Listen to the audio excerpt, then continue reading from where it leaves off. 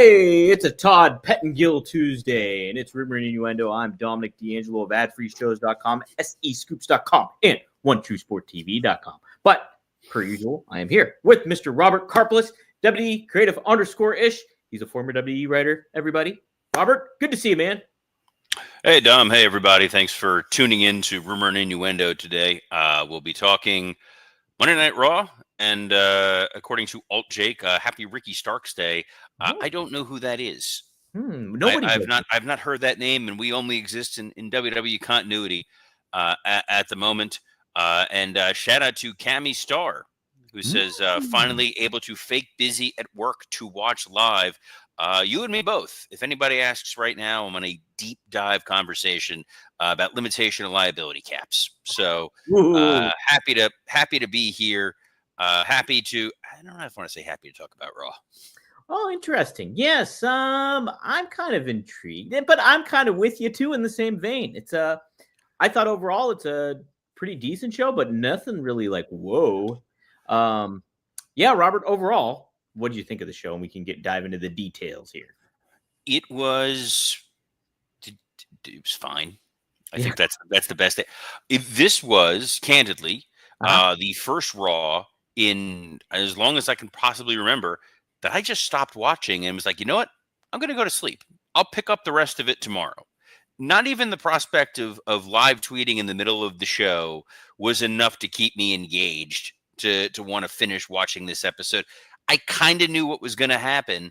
And then in watching it, it played out like it was supposed to. And it felt so inessential on a build to WrestleMania that it is kind of baffling how safe this was.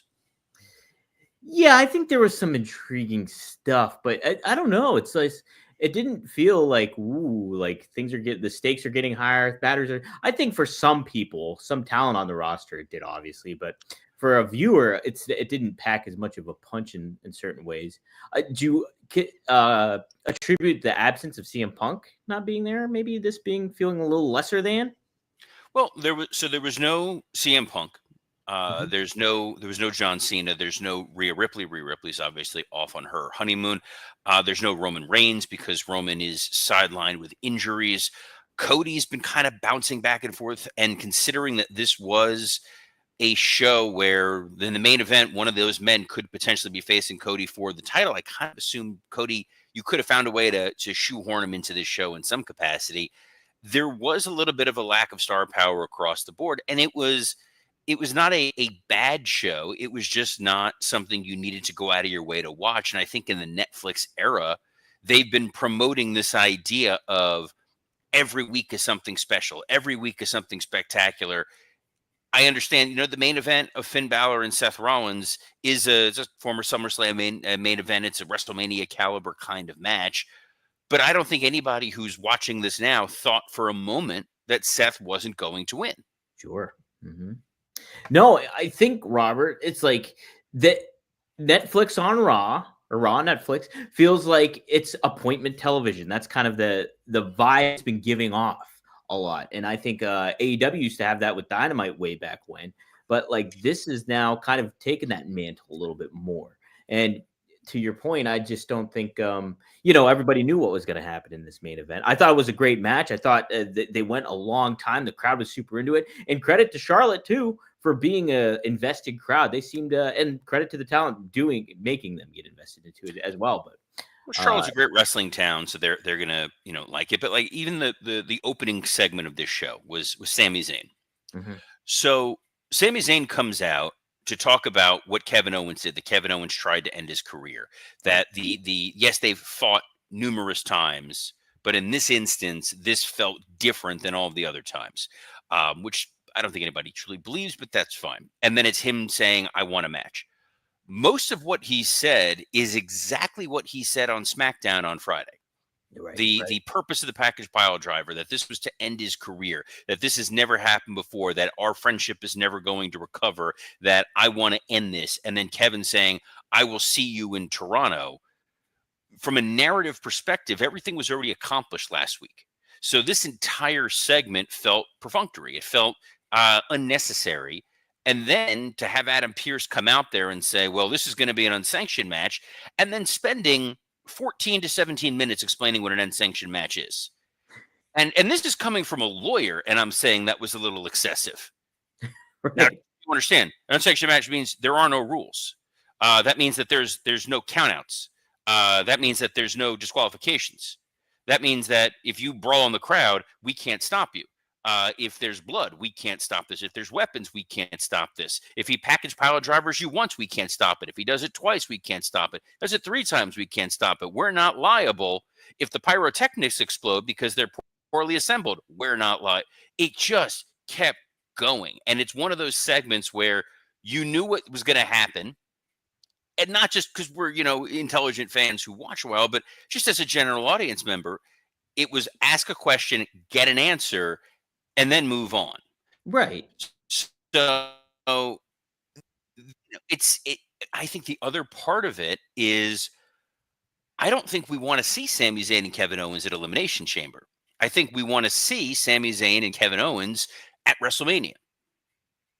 Well, didn't you say before though that you wanted to see them at Elimination Chamber, or am I misconstruing that? Sure, from an economics perspective, that's for me. We want to sell tickets. Gotcha. I think what you could have done is you could have promoted. We're not going to give you a match, and then Sami just saying, you know what? I'm showing up in Toronto. I'm going out in that ring.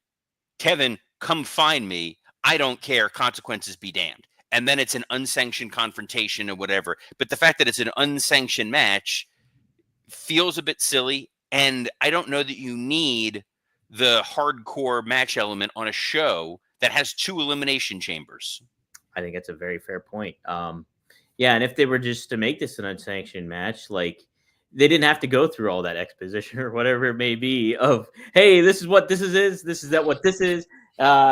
Just be like, okay, yeah, and like what you mentioned too, like Kevin already implied that, hey, we'll see you in Toronto.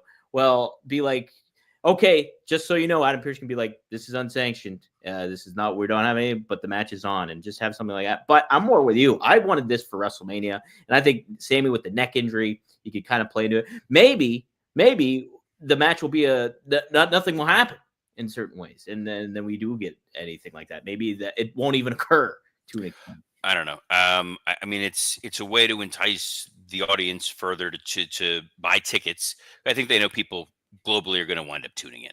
Sure, absolutely. AJ Styles and Dominic Mysterio. Mm-hmm. I think I'd made the joke last night. If I'm going to see Styles and Mysterio, this is technically not false advertising. It is Styles versus a Mysterio. I thought it was fun. I can't tell, Dom, are you laggy or am I laggy? You were a little laggy on my end, I noticed, but you keep being laggy on my end. I don't know, and I've switched to another device here to make sure that it's my let situation. Us know who is laggy on there if you're getting any bad reception. Yes, someone who was not laggy though was AJ Styles, who looked great. Again, this was a match where we're using Dom as a way to ease AJ back into the ring. We know that you're going to get a good match out of it. The crowd's absolutely going to cheer AJ and boo Dom, and the appearance of Braun Breaker is setting up something with AJ Styles and Braun Breaker down the road. The only thing that I took away from this was that t-shirt catch. Yes. Yeah. I like the execution of this match. I like the aftermath. I am super intrigued by Braun Breaker versus AJ Styles. I think that is great for both guys. Yeah, kind of excited. And I think they're positioning both guys in the right manner. Like this, what a great contender AJ Styles is for the Intercontinental Championship against somebody like Braun Breaker for him to potentially break. So I like it. Let's see what else. I got the run sheet up, Dom. I am a consummate professional. That's it. As you shut up in your bandana on what looks like, is this laundry day? Is that what the look is here? Yeah, it is with laundry day actually. Had a laundry day vibe. Thanks. Good laundry day vibe. Ivy Nile and Dakota Kai.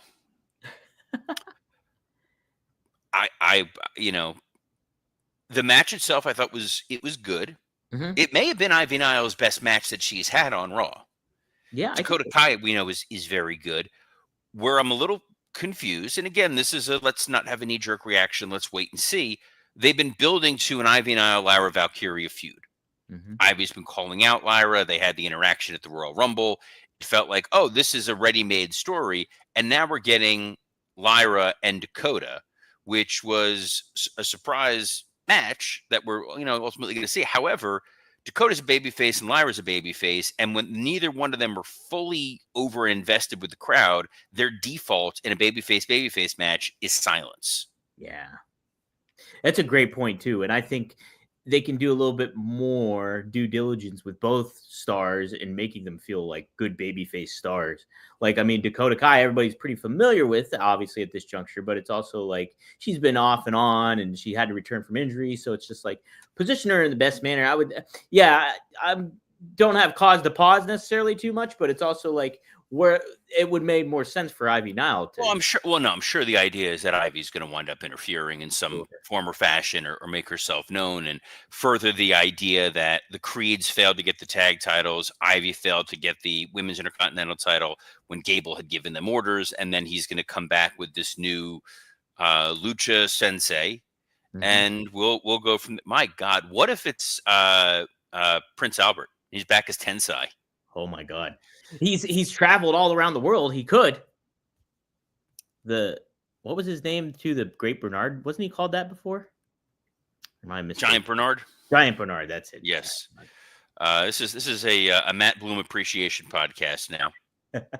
I love. By the way, I love Bloom. Super nice guy. Very, very fun. Sneakily very funny guy. Yeah, that's what I see. Funny in like a mean way, which is why we get along. Someone who was mean and tried to be funny was Gunther. What do you think of this segment, Robert? Yeah. It was a mess, Dom. Gunther had a good line, and this is like reading Shakespeare to a dog. But I don't want to see him, in the. I get we're trying to do the Jey Uso entrance. That's fine, but it felt a little. It felt a little lost. It felt a little predictable, and I've gotten on AEW for this as well. They've given this to MJF sometimes. It's kind of lazy what he's saying. Now, when he did get to the announce desk, this is a tale of two promos. When he confronted McAfee and Cole, it felt like a legitimate degree of danger. If he were to attack Pat, it would not be a fun kind of attack. Like, it would be uncomfortable. It would be him beating up a guy that people like. So there did feel this sense of menace, and Cole constantly saying like, "You're gonna get us killed," was kind of funny. And then Jay being held back. Okay, we told the story. The narrative going into Mania is nobody thinks Jey Uso can win. Jey Uso is the underdog. Jey Uso is going to do everything he can to win. But my God, this Gunther is an unstoppable monster who does not take Jey Uso seriously. Yeah, for some reason, I kind of really like this segment. I don't know if it was like the blend of awkwardness and Gunther just, being a foreign heel and kind of like playing into the crowd, like telling that little kid to back off and certain things like that. And then I don't know. The more I think about it too, you could raise that menace even further if you have Gunther actually take out Pat McAfee. I would have liked to see him smack that little fat kid. Right. Yeah. I would have been all for that. Just chop that little guy, like the Walter Jr. He is the Walter Jr. By the way, guys, that's not a Breaking Bad reference, even though it sounds like it is. If you're listening to this and you're like, "Oh, he was going to hit a kid with crutches," no, little chubby version of what Gunther was when he was a young Walter. Speaking of small folks, we got Pete Dunne versus Penta. This was good. The match was fine. The post-match brawling with Kaiser was fine. It didn't feel as special as the announcers were making this out to be. Yeah, I'm with you. I think the match was good. All guys are playing their roles well. I think the crowd was super hot for this. But it's also like you want to keep that really good moment. And I know it's tough to do in general sometimes, but keep that momentum with Penta. And it just feels like this is like, okay, this is a stopgap kind of feud, and it almost feels like in certain ways. Sure. This is to introduce him a little bit. I think that, this was a Pete Dunne rematch. So Dunn trying to get his win back and not being able to get it and blaming Kaiser for it rather than facing consequences. And then ultimately the international heels pooling together to go after Penta. It's fine.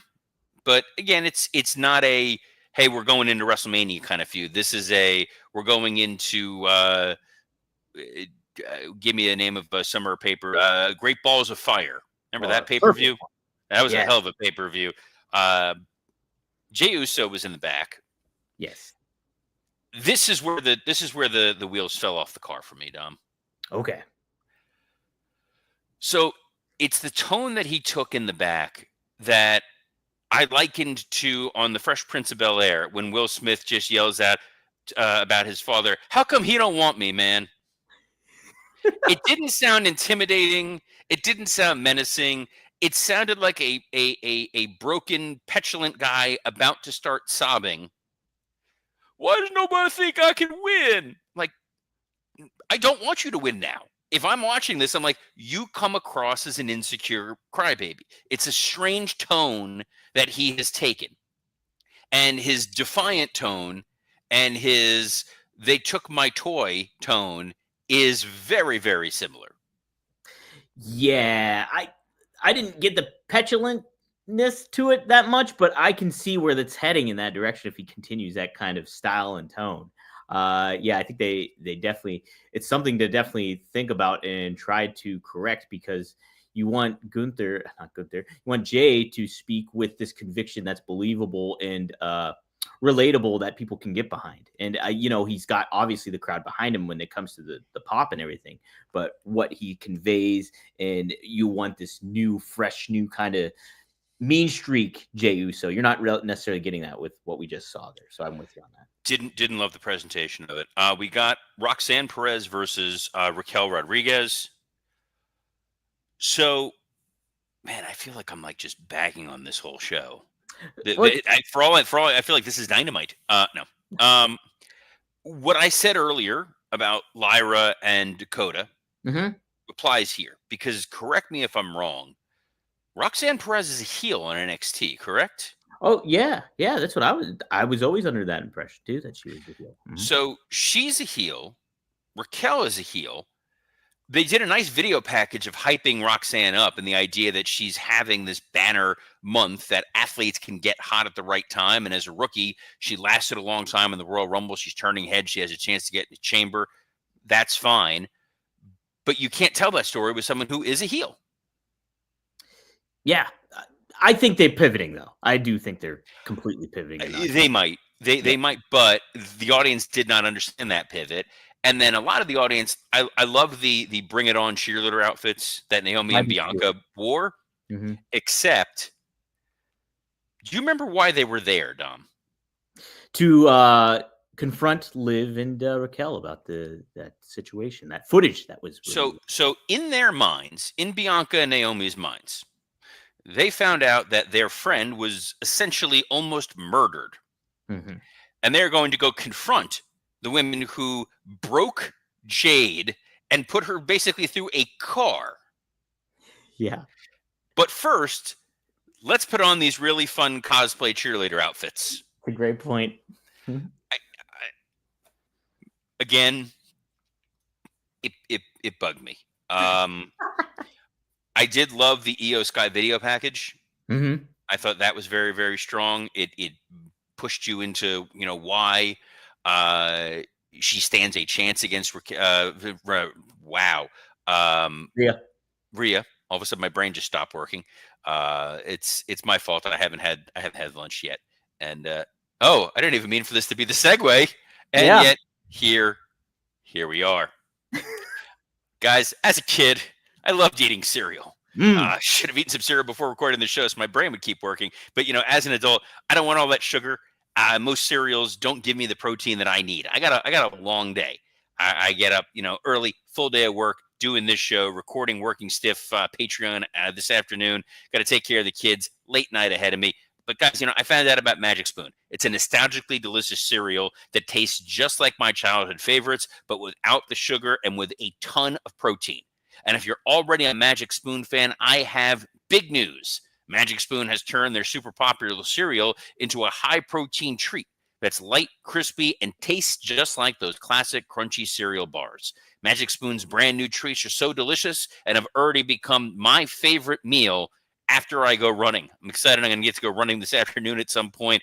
Once I get a gap in my schedule, I've already got the bar. It's literally sitting like 3 feet away from me. I can stare at the box right now. I'm ready to go.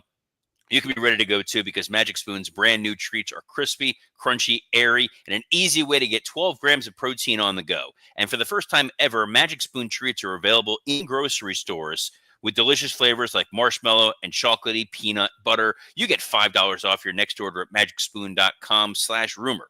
Or look for Magic Spoon on Amazon or in your nearest grocery store. That's magicspoon.com/rumor for $5 off. Magic Spoon, hold on to the dream. Oh, yeah. And someone who seems to have lost the dream is New Day. Yes. Oh my goodness. The reception that they get from the crowd, it's Dominic Mysterio, Logan Paul kind of heights here, and man, they lay into Rey Mysterio in this promo. The LWO come out to defend his honor, and pretty fun, surprisingly pretty lengthy segment here too, Robert, for these guys. They gave New Day a chance to lay out their narrative and their story, and this is the beauty of Kofi is, yes, they're heels. Yes, you want to see them get beat up. But you can't argue with what Kofi's saying, that Rey Mysterio wants to be the locker room leader, except I've been here longer. I had more title defenses. I didn't leave like Rey Mysterio left. I'm the damn locker room leader. To hell with you guys. You should be thanking us. In fact, Rey, you should be thanking us for giving you time to stay home with the wife. And yeah, the LWO will come out, and it's 3-on-2. Right. So it makes it a little tricky for them to be the righteous baby faces here, but it is what it is, Dom. As was the main event. Main event, yes. Seth Rollins taking on Finn Balor to qualify for the Elimination Chamber, the final spot. And as we said earlier in the show, Seth Rollins predictably won, but not after a long match. And man, did Finn get some height on that coup de grace as well. Dude, Finn Balor is insanely good. I know this is not late breaking news or anything like that. This is not rumor and innuendo at this point. This is just straight up fact. The dude is very good at the pro wrestling. Yeah. And, him and Seth had a very good, very competitive match. I think part of the challenge for this is we knew what the outcome was going to be. I had the same feeling when I saw Gunther versus Jey Uso at Saturday night's main event. Mm-hmm. Good match. Not at all surprised about who was going to ultimately win. So right. I thought maybe, possibly, Seth was going to win and somebody would have come out, Punk coming out to take a shot at him and jibe him a little bit. Nothing. Just Seth wins. Thanks for coming. Drive safe. See you, Charlotte. No, yeah, I looking at that final lower thirds that they had of everybody in the match. I'm like, man, that is a stacked elimination chamber. So, I mean, they did a great job with that. Look, there is no denying, especially, on the men's side, it's 6 men who theoretically you could get to a Cody match with them and it would make sense. I think the least impactful would probably be Damian Priest, but he is a former world champion who won his world title last year at WrestleMania. Right. Obviously, Drew and Cody, that's something we're going to wind up getting at some point, but that feels more like a SummerSlam main event. Deserves a stadium, deserves a big build, not a Mania match right now. You could do Seth and Cody. The other thing that I think bugs me more than anything else, and yes, obviously Logan Paul he's a Saudi main event guy, but equally problematic. And then Punk and Cena. But at the Royal Rumble, Rollins, murdered Roman Reigns. Sure, yeah. Now, Heyman didn't show up in a cheerleader outfit to get revenge or anything, thankfully. But they have not played with the idea that Seth is not a full-fledged babyface. In that match last night, he was acting like a full-fledged babyface, and Charlotte treated him like a full-fledged babyface. You need there to be shades of... You need there to be people calling out Seth for his behavior and what he did, so that when Roman comes back, you want Roman to kick the hell out of him. Right. Yeah.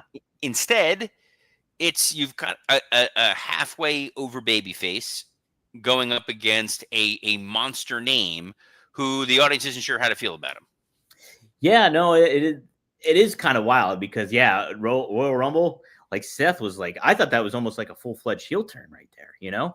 And It then felt like it. right, and then we get, hey, Seth is back to his normal goofy ways and crowds sing along and everything like that. So we haven't really gotten that follow-up. So yeah, that's something to be kind of dog ear a little bit and consider because I think yeah, when it comes to the Elimination Chamber, some of those outcomes could be very intriguing for Cody and what Well, happens. that's next week's That thing. is We'll be previewing that next week. But for this week, we will be here yes, live every Monday through Friday at noon Eastern on a plethora of platforms, including the WWE Creative _ISH X account, the at SE Scoops X account, the at Dominic D'Angelo X account, and on YouTube on Rumor and Innuendo, Working Stiff, and ad-free shows. So on behalf of the laundromat himself, Dominic D'Angelo, I'm Robert Karpolis. Best of luck in your future endeavors. like Don Henley says, kick them when you're up, kick them when you're down. Dirty laundry.